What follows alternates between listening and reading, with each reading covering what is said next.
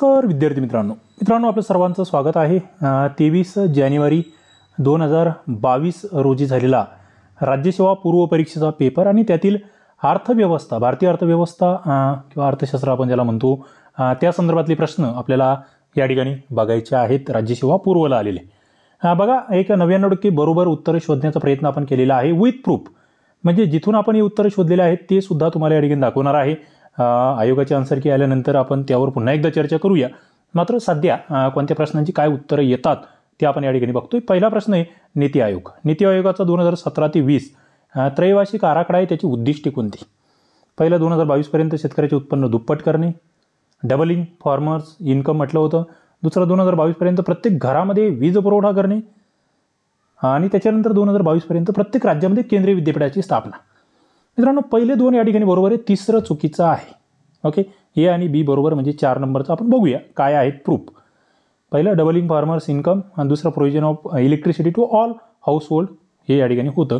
आता याच्यात जर आपण बघितले काही हे तर तुम्हाला कळेल बघा, आपण STI RCP ॲप्लिकेशनवर या ठिकाणी सगळे लेक्चर्स घेतोय। राज्यसेवेचा पूर्ण कोर्स डेव्हलप केला आहे, पूर्व मुख्य मुलाखतीचा। नक्कीच तुम्ही ॲप डाउनलोड करून ठेवा, तिथे तुम्हाला ही PDF भेटेल आणि इतर सगळे लेक्चर्स। MPSC स्पर्धा विश्व याच्यावर सुद्धा तुम्हाला हे PDF आपण विथ प्रूफ तुम्हाला देतो आहोत, त्याही तिथूनही तुम्ही घेऊ शकतात। बघा मित्रांनो, तुम्हाला हा रिपोर्ट डायरेक्ट जो केलेला आहे नीती आयोगाने, त्याच्यातले काही स्क्रीनशॉट्स या ठिकाणी मी आणलेले आहेत। पहिला मुद्दा जो आहे ॲग्रिकल्चरच्या बाबतीत डबलिंग फार्मर्स इन्कम जे म्हटलेलं होतं, ते सरळ उद्दिष्ट या ठिकाणी तुम्हाला दिसते। त्याच्यामध्ये अनेक बाबी आहेत, खूप सारं त्याच्यात आहे। ते पुढे एनर्जीच्या बाबतीत जे आहे त्याच्या संदर्भातली ही योजना लक्षात ठेवा। या ठिकाणी कोणती? दीनदयाल उपाध्याय ग्राम ज्योती योजना जी आहे, हिच्या अंतर्गत आपण पूर्ण देशभर वीज पुरवठा करणार आहोत, हे या ठिकाणी माहीत असू द्या। ओके, पुढे आपण जर बघितलं या ठिकाणी तर पुढचा मुद्दा या ठिकाणी तुमच्या समोर आहे, तो म्हणजे सेंट्रल युनिव्हर्सिटीचं तिसरं विधान का चुकलं?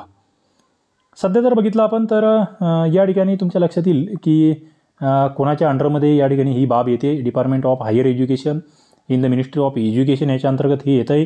त्याच्यानंतर रिकग्नाइज बाय UGC या युनिव्हर्सिटी ज्या आहेत त्यांच्या संदर्भात कोण काम बघतं आहे, त्याच्या संदर्भात तो जो UGC ॲक्ट आहे 1956 त्याचा या ठिकाणी उल्लेख आम्हाला माहीत असला पाहिजे। आणि सध्या UGCच्या अंतर्गत या ठिकाणी तुम्ही जर बघितलं तर 54 सेंट्रल युनिव्हर्सिटीज आहेत ज्यांना या ठिकाणी मान्यता आहे। याच्यात जर बघितलं सगळ्यात तुम्हाला लक्षात येईल की ओल्डेस्ट सेंट्रल युनिव्हर्सिटी ही अलाहाबादची आहे, हे या ठिकाणी तुम्हाला लक्षात ठेवता येणार आहे। पुढे काही स्टेट युनिव्हर्सिटीसुद्धा आहे, त्याच्यानंतर डीम युनिव्हर्सिटी कशाला म्हणायचं, प्रायव्हेट कशाला म्हणायचं, त्या बाबतीत काही मुद्दे दिलेले आहेत। पुढे जर बघितलं सगळ्यात जास्त 7 सेंट्रल युनिव्हर्सिटीज ज्या आहेत त्या या ठिकाणी दिल्लीमध्ये आहे, हे लक्षात ठेवता येईल। आणि there are central universities in all of the states of India except Goa. Goa सोडला तर सगळ्यांमध्ये सेंट्रल युनिव्हर्सिटी आहेत। आणि मग जर या असतील तर मग ते टार्गेट ठेवण्याची गरज नाही आहे, त्याच्यामुळे तिसरं विधान सरळ चुकतं आहे। कारण की एका राज्यासाठी काही त्या ठिकाणी तसं म्हणजे उद्दिष्ट ठेवणं योग्य होणार नाही। पुढे आपण जातोय, निव्वळ राष्ट्रीय उत्पादनासंबंधात कोणते विधान अयोग्य विचारलं आहे इथे? हा प्रश्न असा गुगली होता, म्हणजे वरती अयोग्य योग्य ते वाचणंही महत्त्वाचं आहे। काही जणांचे सिली मिस्टेक्स होतात। हे विशिष्ट आर्थिक वर्षात केलेली वस्तू आणि सेवाचे उत्पादन मूल्य व परदेशातून येणाऱ्या निव्वळ उत्पादन घटकांचे उत्पन्न या ठिकाणी दाखवते। बघा, फॅक्टरी इन्कम जे आहे ते या ठिकाणी दाखवतं वस्तू आणि सेवाचे उत्पादन मूल्य आणि परदेशातून। पहिलं विधान या ठिकाणी आहे जे की बरोबर आहे। दुसरं इथे आयात निर्यातीचा समावेश म्हटलेला इथे चुकतंय। तिसरं जे आहे ते भांडवली घसाऱ्याची वजावट होते। नेट या शब्दामध्येच ते घसारा डिप्रिशिएशन जे आहे तो वजा केला जातो, तिसरं बरोबर आहे। म्हणजे बी विधान या ठिकाणी आपल्याला चुकीचं दिसतंय या NNP संदर्भात। बघा, NNPची व्याख्या या ठिकाणी केलेली आहे, the monetary value of finish goods and services produce by countries citizens overseas and domestically in a given period. Okay, म्हणजे त्या ठिकाणी जे फिनिश म्हणजे अंतिम वस्तू आणि सेवाचं मूल्य याच्यामध्ये मोजलं जातं आणि घसारा मायनस केला जातो, हे लक्षात घ्या। ओके, तो एक अत्यंत महत्त्वाचा मुद्दा या ठिकाणी आहे।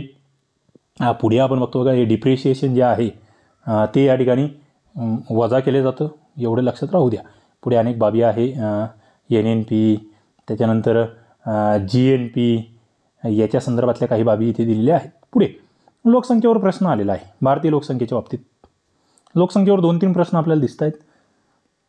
काय खरे आहे असं विचारलेलं आहे. पहिलं, लोकसंख्या वृद्धीचा दर घटत आहे का, तर येस. दुसरं, तरुण लोकसंख्येचा हिस्सा कमी होण्यास सुरुवात झालेली आहे का, तर हे या ठिकाणी नाही वाटतंय. बरोबर.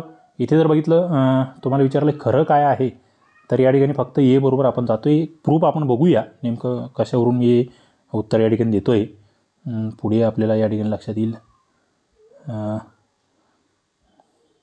ओके, त्याची PDF आपण आहे. ओके, त्याच्यामध्ये दिलेलं आहे तुम्हाला कशा पद्धतीचा रेट वाढतोय तो. पुढचा प्रश्न या ठिकाणी आपण बघू. पेन्शन संबंधी प्रधानमंत्री श्रमयोगी मानधन योजना ही कोणत्या क्षेत्रातील कामगारांसाठी लागू केलेली आहे, असा या ठिकाणी प्रश्न आहे. बघा, प्रधानमंत्री श्रमयोगी मानधन योजना. बांधकाम मजूर, दृकश्राव्य कामगार, मध्यान्ह भोजन उपक्रमातील कामगार आणि वरीलपैकी 3 आहे. मित्रांनो, इथे बघा कन्स्ट्रक्शन वर्कर्स आहेत, ऑडिओ व्हिज्युअल वर्कर्स आहेत, मिड डे मील वर्कर्स आहेत. या ठिकाणी 4 नंबरचं 100% बरोबर आहे, कारण आपण ती साईटवरून बघितलेलं आहे. बघा तुम्ही या ठिकाणी जी प्रधानमंत्री श्रमयोगी मानधन योजना आहे तिचं या ठिकाणी ही साईट आहे. याच्यात आपण बघतोय की for old age protection and social security of unorganise worker UW, जे काही असंघटित क्षेत्र आहे त्यांच्यासाठी हे आहे. याच्यात बघा तुम्ही जर बघितलं अनऑर्गनाइज असला पाहिजे वर्कर, त्याच्यानंतर त्याचं वय हे 18 ते 40 असलं पाहिजे आणि मंथली इन्कम ही 15,000पेक्षा कमी असलं पाहिजे. हे 3 पात्रता निकष इथे लक्षात ठेवा. पुढे वैशिष्ट्ये जर बघितले तर 3,000 रुपये पर मंथ या ठिकाणी पेन्शन या व्यक्तींना भेटणार आहे. त्याच्यानंतर पेन्शन स्कीम संदर्भात दिलेलं आहे. मॅचिंग कंट्रीब्युशन जे आहे ते गव्हर्नमेंट ऑफ इंडिया या ठिकाणी करणार आहे. पुढचा मुद्दा या ठिकाणी आहे तुम्हाला याच्यामध्ये कोण कोण येतं, तर बघा इथे स्ट्रीट व्हेंडर्स आहेत, मिड डे मील वर्कर्स आहेत, हेड लोडर्स आहेत, ब्रिक किल्न वर्कर्स, त्याच्यानंतर cobblers, rag pickers, domestic workers, washerman, rickshaw pullers, landless labourers, मग बघा भूमिहीन कामगार, ओन अकाउंट वर्कर्स. ओके, त्याच्यानंतर ॲग्रिकल्चरल वर्कर्ससुद्धा याच्यात येतात. कन्स्ट्रक्शन वर्कर्स जो आपलं ऑप्शनमध्ये दिलं होतं, मिड डे मील दिलं होतं बघा, हे 2 तुम्हाला दिसत आहेत. BD वर्कर्स आहे, BD कामगार, हँडलूम वर्कर्स आहे, लेदर वर्कर, हे ऑडिओ व्हिज्युअल वर्कर्स बघा इथे तुम्हाला दिसत आहे. ओके, किंवा तसे सिमिलर ऑक्युपेशन्समधले वर्कर जे आहे जवळपास 42 कोटी जे वर्कर्स आहेत त्यांच्यासाठी या ठिकाणी ही स्कीम आहे. पुढचा प्रश्न या ठिकाणी आहे पुढीलपैकी कोणते विधान बरोबर आहे. पहिला, 2019चा जागतिक विकास अहवाल जो आहे, मानवी भांडवल निर्देशांक हा श्रमिकांच्या पुढील पिढ्यांच्या उत्पादकतेसंदर्भात सूचित केला जातो. आणि दुसरं, मानवी भांडवल निर्देशांक हा 0 आणि 1 यांच्या दरम्यान असतो. 2 गोष्टी आहे मित्रांनो. इथे जर तुम्ही बघितलं तर तुम्ही हा अहवालच डायरेक्टली आपण बघणार आहोत प्रूफमध्ये. दुसरं विधान 100% बरोबर दिसते, मात्र पहिल्या विधानात हे जे पुढील पिढ्याच्या उत्पादकतेसंदर्भात कुठेही आपल्याला डायरेक्टली उल्लेख दिसत नाही. म्हणजे इथे 2 नंबरचं उत्तर येऊ शकतं. बघा या ठिकाणी आपण द ह्युमन कॅपिटल इंडेक्स 2020 हा या ठिकाणी बघतोय. इथे जर तुम्ही बघितलं त्याच्यामध्ये कोणाची रँकिंग काय आहे, कोण कुठे आहे. बघा याच्यात जर बघितलं शेजारच्या कंट्रीजच्या तुलनेत तर इंडिया 0.44 एवढा इंडेक्स इंडियाचा आहे. श्रीलंकेचं 0.58 आहे. बघा इथे श्रीलंका इथे तुम्हाला या शेजारच्या कंट्रीच्या बाबतीत दिसते टॉपवर. आता हा रिपोर्ट कोण बनवतं, सगळ्यात महत्त्वाचं तर World Bank. The index measures which countries are best in mobilising the economic and professional potential of its citizen. मित्रांनो, हे तुम्हाला आगामी परीक्षांसाठी सुद्धा खूप उपयुक्त ठरणार आहेत हे प्रश्न. आगामी राज्यसेवा पूर्व, कंबाईन ग्रुप बी, ग्रुप सीसाठी. ग्रुप सीची आता तारीखही वाढलेली आहे थोडीशी, 31 जानेवारीपर्यंत तुम्हाला फॉर्म भरता येणार आहे. The index measures how much capital each country losses through lack of education and health. बघा महत्त्वाचं याच्यामध्ये काय काय पकडलं जातं. याच्यात जर बघितलं वर्ल्ड बँकेचं आपण बघतोय, याच्यामध्ये 2018मध्ये पब्लिश झालेला 157 कंट्रीज होत्या. आणि the human capital index ranges between 0 and 1. 1 म्हणजे मॅक्झिमम पोटेन्शियल त्या ठिकाणी जे आहे त्यासाठी 1 वापरतो आम्ही. इथे फर्स्ट रँकवर सिंगापूर आपल्याला दिसते. 2020मध्ये सुद्धा सिंगापूर आहे. 2019 आणि 20मध्ये. ओके, 20मध्ये 174 कंट्रीची ही लिस्ट आहे, तेही लक्षात राहू द्या. याच्यामध्ये काय काय समाविष्ट आहेत त्या बाबी आहे. हेल्थ असेल, स्कूल असेल, सर्वायवल आहे. ओके, या बाबी आहेत. इथे तो फ्युचरचा उल्लेख आपल्याला दिसत नाही आहे, तो एक मुद्दा इथे लक्षात घ्यावा लागेल. ओके, त्याच्यानंतर आपण पुढे जातो आहे. इथे सिंगापूरचा तुम्ही 0.88 एवढा स्कोर या ठिकाणी बघतायत. हाँगकाँग 2 नंबर आहे. जपान, साऊथ कोरिया आणि कॅनडा हे टॉपचे या ठिकाणी देश तुम्हाला दिसत आहेत. पुढे बघा 11वी पंचवार्षिक योजना, याच्या अंतर्गत देखरेख मोजमाप करता येण्याजोग्या 27 लक्षाचे उद्दिष्टाचे किती मुख्य गटामध्ये विभाजन केलेले आहे. हा प्रश्न बऱ्याच जणांना म्हणजे पुस्तकांमध्ये आहे, उत्तर आहे, पण व्यवस्थित रिव्हिजन असलेल्यांना जमला. या ठिकाणी याचं उत्तर 6 गटामध्ये विभाजन आहे. आपण बघूया मित्रांनो. STI-RCP ॲप्लिकेशन जे मित्र आपले यूट्यूबचे व्हिडिओज बघताय, तुम्हाला फायदा होत असेल तर ॲप्लिकेशन डाउनलोड करा. आणखी जास्त तुम्हाला वाटतं आहे की यस आम्हाला या कंटेंटचा फायदा होतोय, तुम्हाला ई बुक्स पाहिजे असतील आपल्या सगळ्या नोट्स राज्यसेवेच्या दृष्टिकोनातून उपयुक्त, तर ॲप डाउनलोड करून तिथे 5 स्टार रिव्ह्यू द्या. त्या ठिकाणी त्याचा स्क्रीनशॉट काढून एक व्हॉट्सअप नंबर तुम्हाला खाली डिस्क्रिप्शन बॉक्समध्ये असणारे 96 73 70 80 85 त्यावर पाठवा. तुम्हाला सगळे ई बुक्स आणि नोट्स ज्या आहेत त्याची गुगल ड्राईव्हची लिंक व्हॉट्सअपवर भेटून जाईल. काय करायचं आहे, ॲप्लिकेशन डाउनलोड करायचं आहे, प्ले स्टोअरवर जाऊन 5 स्टार रिव्ह्यू द्यायचा जर आवडत असेल तर, नंतरच व्हॉट्सअपला पाठवायचं आहे. नक्कीच ज्यांना आवडत आहेत लेक्चर्स, तिकडचे डेमो लेक्चर्स ज्यांना आवडत आहेत त्यांना ई बुक्स फ्रीमध्ये आपण देतो आहोत 26 जानेवारीपर्यंत. पुढे आपण बघतोय आता हे 6 गट कोणते मग बघूया. बघा इथे जर बघितलं तुम्ही, जी 11वी पंचवार्षिक योजना आहे 11 5 इयर प्लॅन, याच्यामध्ये आपण बघतोय की याचे अध्यक्ष डॉक्टर मनमोहन सिंग हे होते. आणि याचं जे ब्रीदवाक्य आहे ते towards faster and more inclusive growth हे या ठिकाणी आहे. त्या ठिकाणी 9% जे हे आहे याची ऑब्जेक्टिव्ह होतं वाढीचं. त्याच्यानंतर 27 नॅशनल लेवल टार्गेट्स या ठिकाणी होते आणि 13 स्टेट लेवल टार्गेट्स या ठिकाणी होते. हे लक्षात ठेवा. मग त्याच्यामध्ये कोणकोणते एरियाज आहेत ते तुम्हाला इथे दिसत आहेत. Poverty, income, education, health, woman and children, infrastructure आणि त्याच्यानंतर एन्व्हायरमेंट. पुढे ऑब्जेक्टिव्ज काय आहेत तर बघा, रॅपिड आणि इन्क्लुझिव्ह ग्रोथ जी म्हटलेली आहे, ज्याच्यामध्ये पॉवर्टी दारिद्र्य निर्मूलन आहे. त्याच्यानंतर school, social sector, delivery of service त्याच्यावर आपलं भर द्यायचं आहे. पुढे एज्युकेशन आणि स्किल डेव्हलपमेंटवर भर द्यायचा आहे. Reduction of gender inequality, environmental sustainability. त्याच्यानंतर increase the growth rate in agriculture, industry and service. बघा ॲग्रिकल्चरमध्ये 4%, इंडस्ट्रीमध्ये 10% आणि सर्व्हिसमध्ये 9% एवढं टार्गेट आपण ठेवलं होतं. रिड्यूस टोटल फर्टिलिटी रेट जे आहे 2.1वर तो आणायचा होता.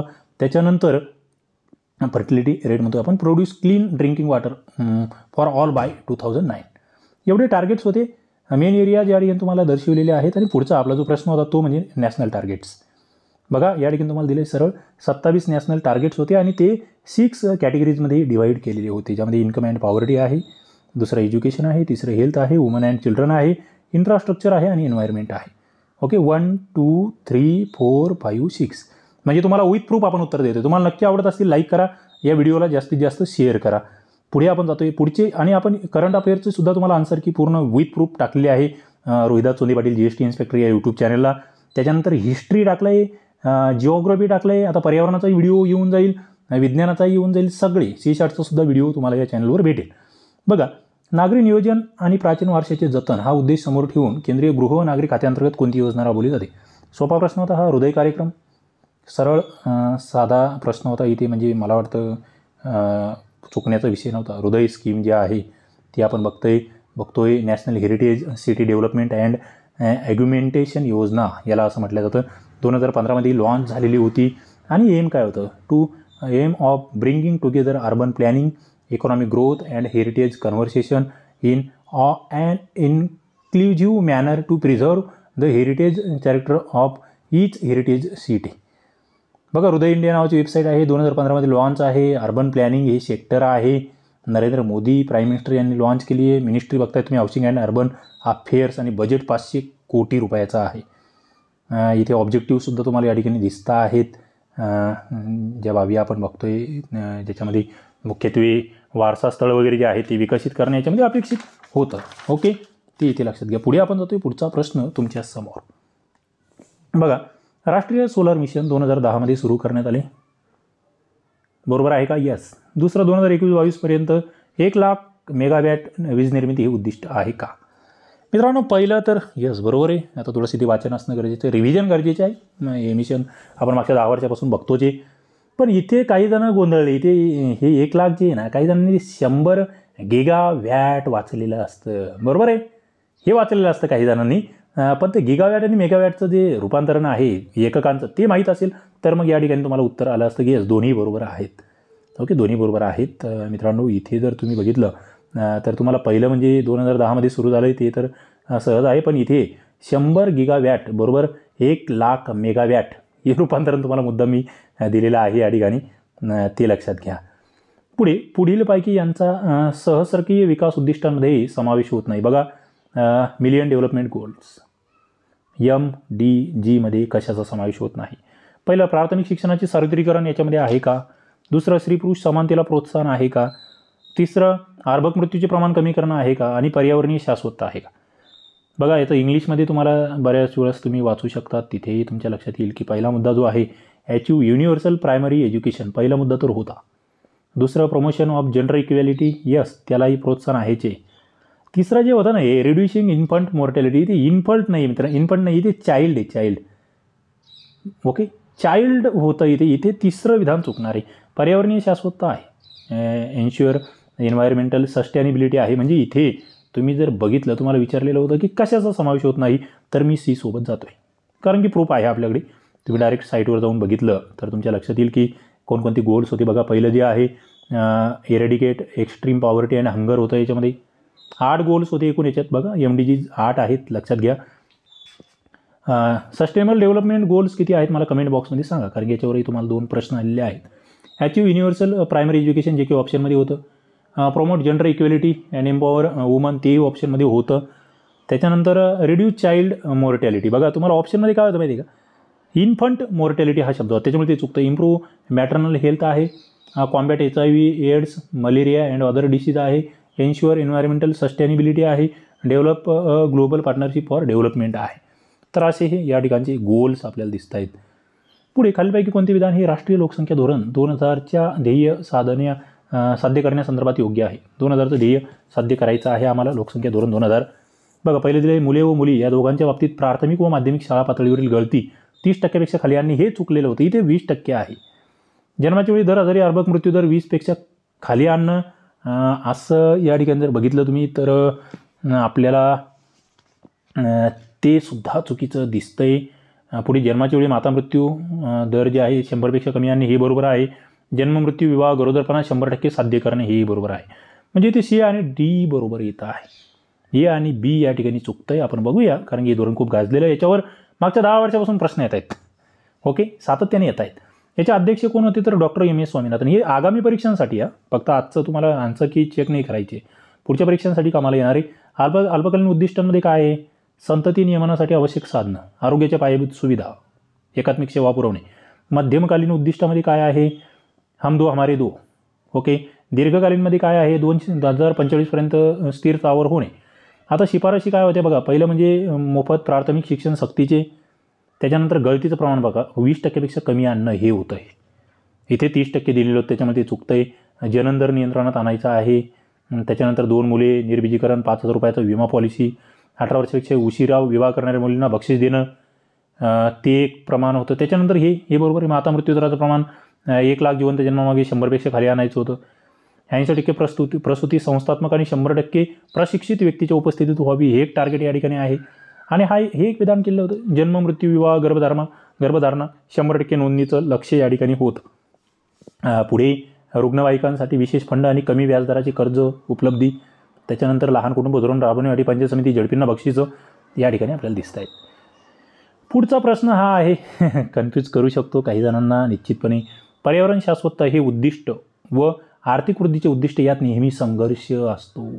इथे 2 गोष्टी आहे. नेहमी हा शब्द गोंधळात टाकणारा आहे. पुढे इथे विकास आणि पर्यावरण शाश्वतता यामध्ये नेहमी परस्पर विरोध असतो. बघा, इथे थोडंसं कन्फ्युजिंग आहे. डायरेक्टली याचं उत्तर मलाही भेटलेलं नाही आहे, पण मला वाटतं A बरोबर B चुकीचं येऊ शकतं. काही जणांनी दोन्ही बरोबर केलं आहे.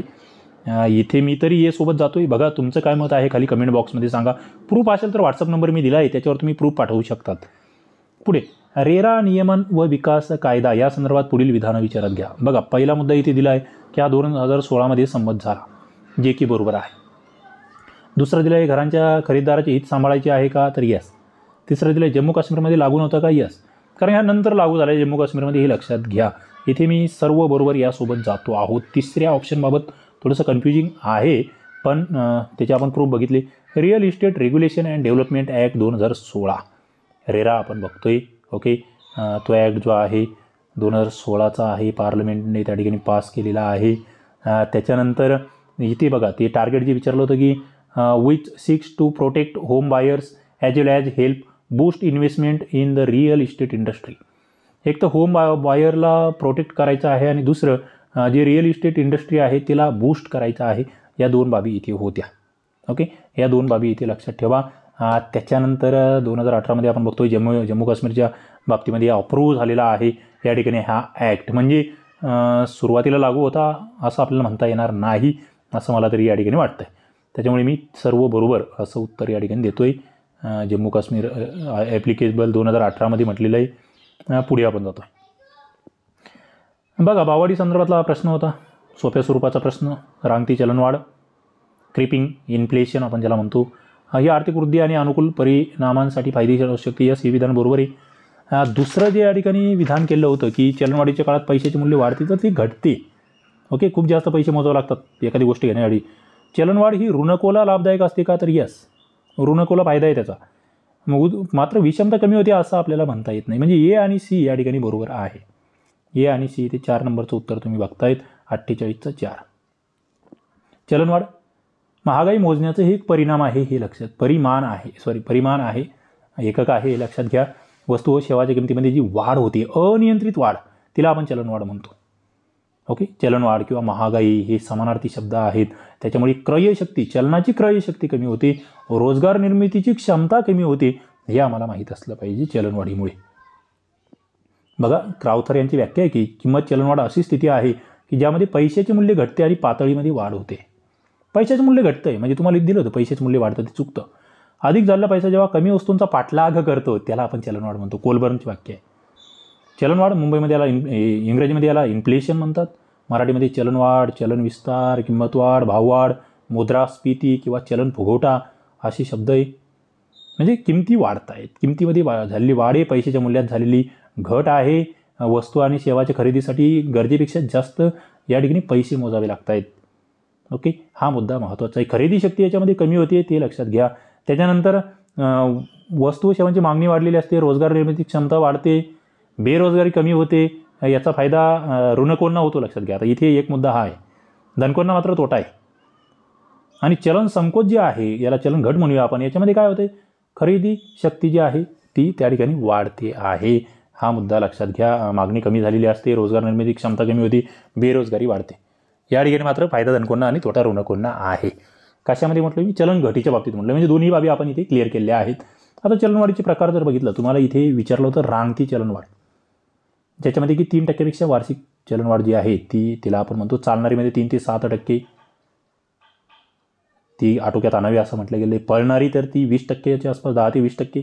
गरिबांना, मध्यमवर्गीयांना फायदा आहे, त्या ठिकाणी फटका आहे.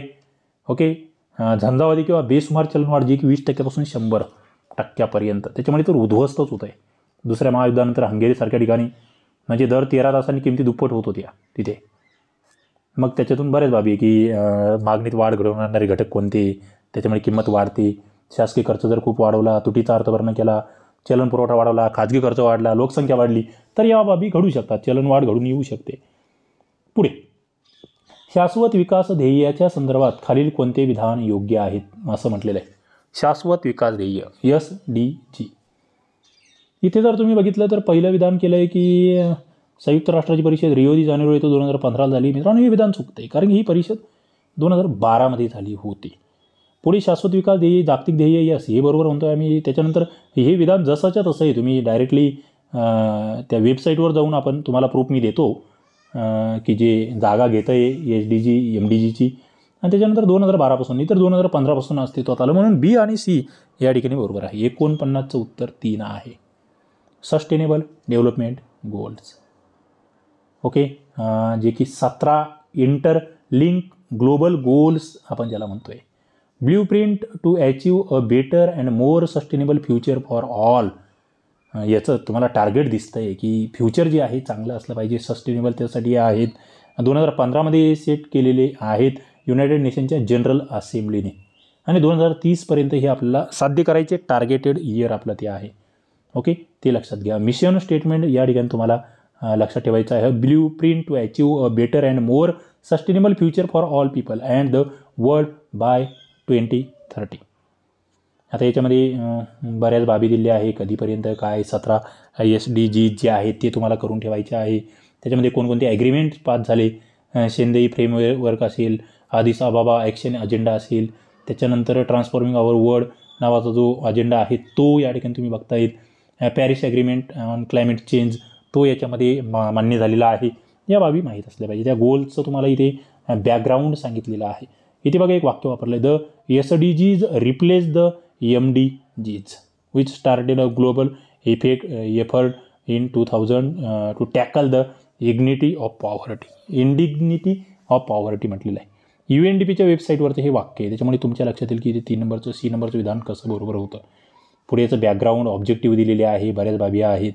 त्याच्यामध्ये तुम्ही इथे बघतायत की एन्व्हायरमेंटल, पॉलिटिकल आणि इकॉनॉमिकल चॅलेंजेस त्याला फेस आम्हाला करायचा आहे, ते याच्यातून आम्हाला दिसून येते. मित्रांनो, आपण हे सगळं बघतोय आपल्या STI-RCP ॲप्लिकेशनवर. ॲप्लिकेशन खाली डिस्क्रिप्शन बॉक्समध्ये लिंक आहे, डाउनलोड करा. त्या ठिकाणी तुम्हाला सगळ्या नोट्स भेटतील, टेस्ट भेटतील, लाईव्ह सेशन, PDF, ई-बुक सगळं काही. आणि आपलं टेलिग्राम चॅनल आहे, हेही जॉईन करून ठेवा MPSC संदर्भातल्या विविध अपडेट्ससाठी. चला, राज्यसेवेचा कोर्स आहे PSI SO combine group C आणि सगळ्यांच्या टेस्ट सिरीजसुद्धा तुम्हाला या ॲप्लिकेशनवर भेटणार आहे. खाली डिस्क्रिप्शन बॉक्समध्ये लिंक आहे. आजचा हा व्हिडिओ हे ॲनालिसिस तुम्हाला आवडला असेल विथ प्रूफ नक्की खाली कमेंट करा. काही वेगळं उत्तर असेल तर मला सांगा, नक्कीच त्यावर विचार करण्यात येईल. पुढच्या लेक्चरमध्ये त्याबद्दल आणखी स्पष्टीकरण देण्यात येईल. थांबूया. धन्यवाद.